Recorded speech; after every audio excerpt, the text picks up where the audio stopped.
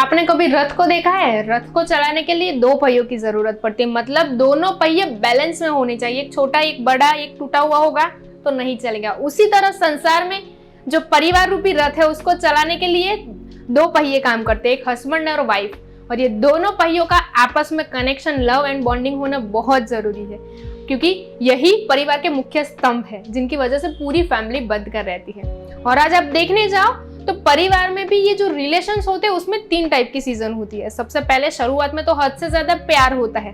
दूसरी जो सीजन होती है उसमें क्या होता है, कॉम्प्रोमाइज, गुस्सा, एंगर, ये सब होता है। और तीसरी सीजन में ऐसा होता है कि अगर दोनों में अंडरस्टैंडिंग, सहन शक्ति ज्यादा है तो रिलेशन टिक गए, वरना अलग होने का डिसीजन। और गजब की बात तो ये है कि ये जो रिलेशन होते हैं हस्बैंड वाइफ के, उनके अंदर जो झगड़ा होता है उसमें मेन रीजन क्या होता है, कोई थर्ड पार्टी, मतलब कोई तीसरा इंसान आके तिनका डाल के जाता है और हम उसमें घी डालते रहते हैं और झगड़ते रहते हैं। 80% रिलेशन ऐसा है जिसमें झगड़ा कोई थर्ड पार्टी की वजह से ही होता है। ये नॉर्मली आज ऑब्जर्व किया गया है। और उसमें भी आज देखने जाओ, ट्रेंडिंग जो सीरियल चल रही है अनुपमा, उसमें भी ये बहुत अच्छी तरीके से दिखाई कि अनुपमा अपनी जो पहली शादी थी उसमें बहुत सारे स्ट्रगल फेस कर रही थी, उसे कोई सपोर्ट नहीं मिल रहा था, तो उसको छोड़ के उसने दूसरी शादी की। लेकिन दूसरी शादी में पहली शादी को लेके इतनी उलझी हुई थी कि उसको भी वो नहीं संभाल पाई। एंड ये रियलिटी है, जो हमारी जो पूरी लाइफ है उसमें ये स्ट्रगल के बीच में इतने फंस जाते हैं कि कोई थर्ड पार्टी की वजह से जो मेन पार्टी है उसके साथ में हम झगड़े करते हैं। तो आखिर सॉल्यूशन क्या है, कैसे हम अपने रिलेशन बहुत अच्छे और हैप्पीली बना सकते हैं? तो मैं प्रगति प्रजापति लेके आई हूँ 3 वर्ल्ड वाइड सीक्रेट, जो आपकी लाइफ में जो आपके रिलेशन है उसको बहुत अच्छे से हैप्पीली कैसे रखना है उसका सॉल्यूशन देंगे। और लास्ट में जो मैं ब्रह्मास्त्र देने वाली हूँ वो टॉपिक ऐसा है जो आपके रिलेशन है उसको बहुत ज्यादा स्मूथ एंड ईजी बना देंगे, जिसकी वजह से आप बहुत हैप्पीली रिलेशन में रह सको। तो ये वीडियो पूरा जरूर देखना। अभी प्रॉब्लम जो है वो आपको पता नहीं है तो सॉल्यूशन भी आप अप्लाई कैसे करोगे, तो सबसे पहले हमें प्रॉब्लम के बारे में जानना जरूरी है। तो आइए शुरू करते हैं प्रॉब्लम से।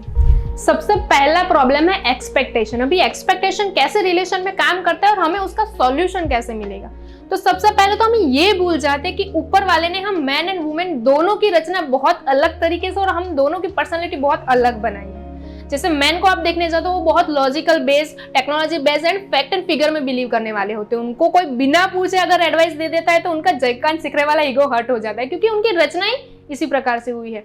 वहीं पे आप वुमेन को लेने जाओ तो वो बहुत सिंपल है, उनकी जो लाइफ है वो बहुत इमोशनल बेस्ड होती है। और लोग पता नहीं क्यों ये कहते हैं कि भाई लेडीज को समझना मतलब उनके भगवान भी नहीं समझ पाएगा, लेकिन उनकी लाइफ बहुत सिंपल होती है। उन्हें सिर्फ इतना ही चाहिए कि कोई उन्हें दिल से सुने, क्योंकि उन्हें बात शेयर करना बहुत अच्छा लगता है। क्योंकि प्रॉब्लम जो उनकी लाइफ में होती है उनका सॉल्यूशन तो उनके पास है ही, कैसे प्रॉब्लम को सॉल्व करना है वो बहुत अच्छे से जानते हैं, लेकिन उनको सिर्फ चाहिए तो ये कि कोई उन्हें पूरे दिल से उनकी बातों को सुने।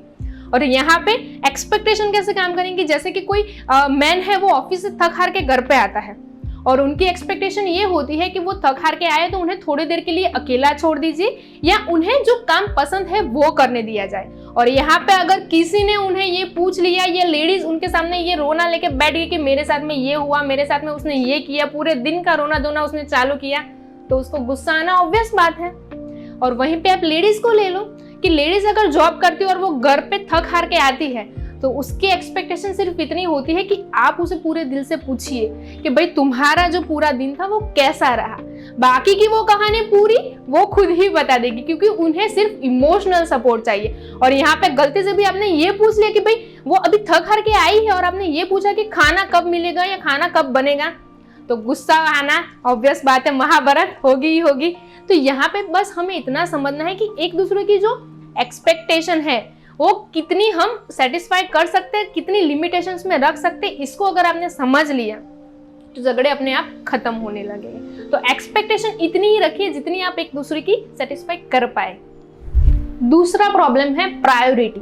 अभी प्रायोरिटी में आप देखने जाओ तो तेरे फूफा के लड़की की शादी में तेरे रिलेटिव्स ने मुझे ये कहा था, जिसको लेके हम बातें ऐसी उलझाते जाते कि वो बातें कब झगड़े का डेंजरस मोड़ ले लेते हैं वो हमें पता ही नहीं चलता। तो क्या ये राइट वे है, ये सही तरीका है झगड़े करने का?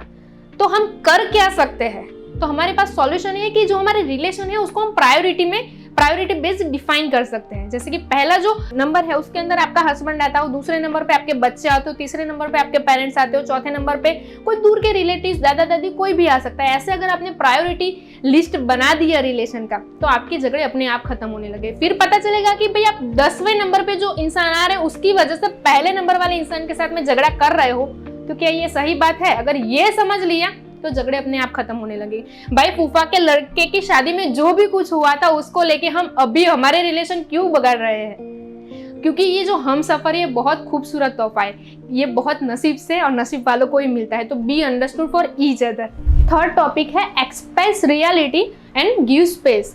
अभी एक्सप्रेस रियलिटी में आप देखने जाओ तो आज का ये सच हो चुका है कि मुंह पे राम है और मन में रावण है। लेकिन मुझे ये समझ में नहीं आता है कि अपने अंदर बहुत सारी भड़ास भरी है, लेकिन सामने वाले को अच्छा बोल के हमें कौन सा गोल्ड मेडल मिलने वाला है? जो भी मन में है वो सामने वाले को बताओगे तो सामने वाला भी अवेयर रहेगा कि आपको किस किस चीज से प्रॉब्लम है, तो आपको सॉल्यूशन मिलना बहुत इजी हो जाएगा। एंड रिलेशन जो है वो 1 to 1 रखिए। अभी प्रॉब्लम आपको डैड से और आप कंप्लेन अपने हस्बैंड से कर रहे हो तो उसका सॉल्यूशन नहीं मिलेगा। अभी आपको दर्द पेट में हो रहा है और आप दवाई सर की ले रहे हो तो पेट का दर्द खत्म कैसे होगा? उसीलिए आपको जिससे प्रॉब्लम है उसके सामने 1 to 1 बैठ के उन्हें कन्फेस कीजिए कि आपको ये प्रॉब्लम है और उसका हम क्या सॉल्यूशन ला सकते हैं, तभी आपके रिलेशन अच्छे बनेंगे।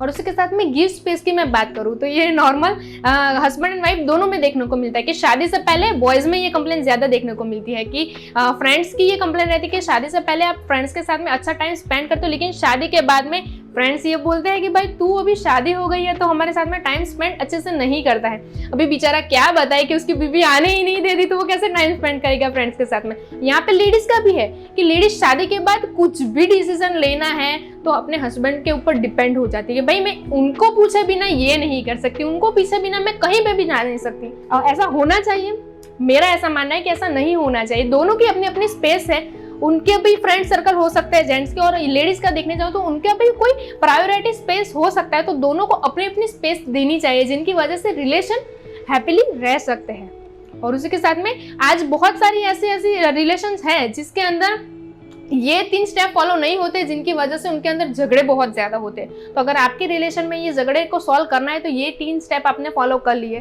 तो आपसे ज्यादा हैप्पी और कोई नहीं रह सकता। लोग आपके हैप्पीनेस का राज पूछने आएंगे और आपको देख देख के जलते रहेंगे। और उन्होंने अगर आपको पूछा कि आपके ये हैप्पी रिलेशनशिप का राज क्या है, तो आपको कुछ नहीं करना है, ये सिर्फ वीडियो उनको शेयर करना है ताकि वो भी अपने रिलेशन को हैप्पी बना सके। Thank you so much.